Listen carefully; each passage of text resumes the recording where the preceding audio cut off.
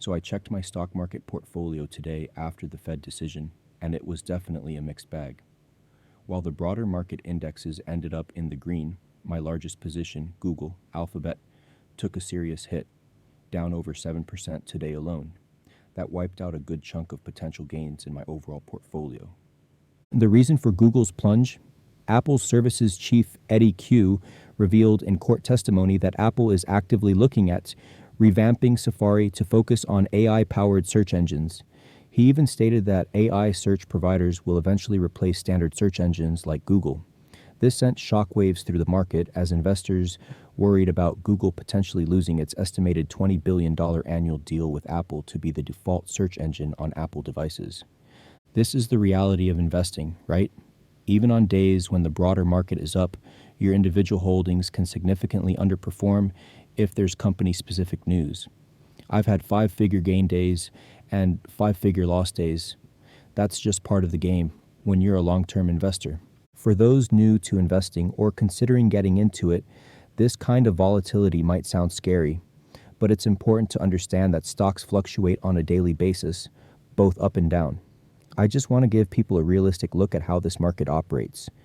Despite my Google disappointment, the broader market performed quite well today. The Dow Jones Industrial Average climbed nearly 285 points, 0.70%. The S&P 500 added 0.43%, and the Nasdaq gained 0.27%. Two major factors drove today's market action. First, the Federal Reserve announced its interest rate decision, keeping rates steady at 4.25 to 4.5% as expected. What's more important is what Fed Chair Jerome Powell said during his press conference. He essentially assured markets that the economy remains fundamentally sound despite tariff concerns, and that the Fed won't be forced into rash action. This calmed investors who have been nervous about how the Fed would navigate the uncertainty created by recent trade tensions. Second, there were new developments on the tariff front. News emerged that U.S. and Chinese officials will begin trade talks this week, the first concrete sign of potential progress since Liberation Day on April 2nd, when President Trump announced those sweeping tariffs. The market is clearly pricing in hopes for a resolution.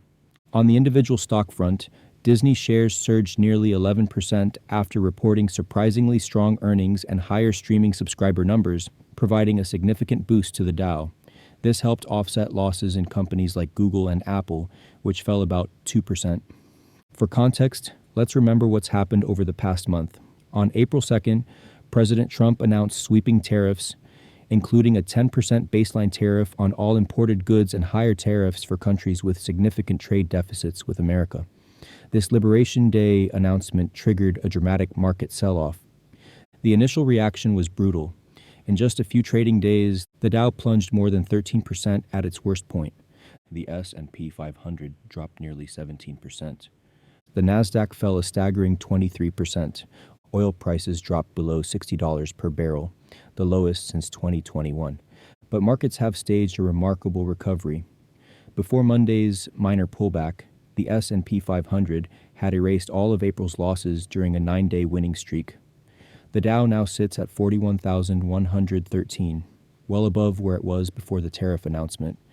Based on everything I'm seeing, I'm increasingly optimistic about where markets are headed.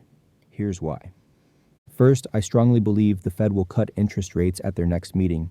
Today's statement acknowledged that the risks of higher unemployment and higher inflation have risen due to tariff uncertainties, which could give them the justification to ease monetary policy. Lower rates would be a significant tailwind for equities. Second, it's becoming clear that a trade deal with China will happen. The rhetoric has noticeably softened, and the announcement of upcoming talks is a very positive sign. Once an agreement is reached, I expect a significant market rally as uncertainty dissipates. Third, I believe the worst of the market volatility is already behind us. The initial panic over tariffs was overblown, and markets are now more rationally assessing the situation. The 9-day rally we just saw demonstrates investors' confidence that these challenges are manageable. Fourth, there's encouraging news on the geopolitical front. The Ukraine situation, which has been a persistent source of global tension, appears to be moving toward a resolution. President Trump has been actively engaged in peace negotiations, and while progress has been slower than originally promised, there are signs that both sides may be ready to compromise on a ceasefire that could lead to a more permanent peace deal. Regarding these tariffs that have caused so much market drama, let me try to examine the situation objectively. The pro-tariff argument centers on bringing manufacturing jobs back to America, reducing our trade deficit, strengthening national security by decreasing dependence on foreign goods, generating revenue for potential tax cuts, and creating leverage in trade negotiations. The anti-tariff perspective warns of inflation as imported goods become more expensive, potential retaliation from other countries leading to a global trade war, market uncertainty making business planning difficult, and strained international relations with allies. Both sides make valid points, and the real economic impact remains to be seen. It really depends on how these tariffs are implemented, how other countries respond, and whether deals are reached to modify or eliminate them. Despite today's mixed performance, I'm maintaining my long-term investment strategy and not making any drastic changes, though I'm becoming more bullish overall. Here's my approach. I'm continuing to dollar cost average, putting in my regular monthly investments regardless of market conditions. I see today's Google drop as a potential buying opportunity rather than a reason to panic.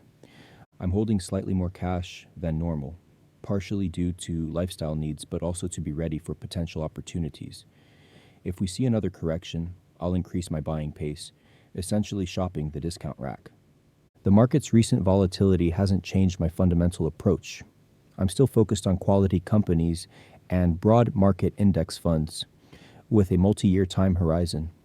I'm an investor, not a trader, and my portfolio is built to weather these kinds of fluctuations. Looking forward, I see several catalysts that could drive markets higher. The Fed will likely cut rates in the next meeting, providing stimulus to the economy and markets.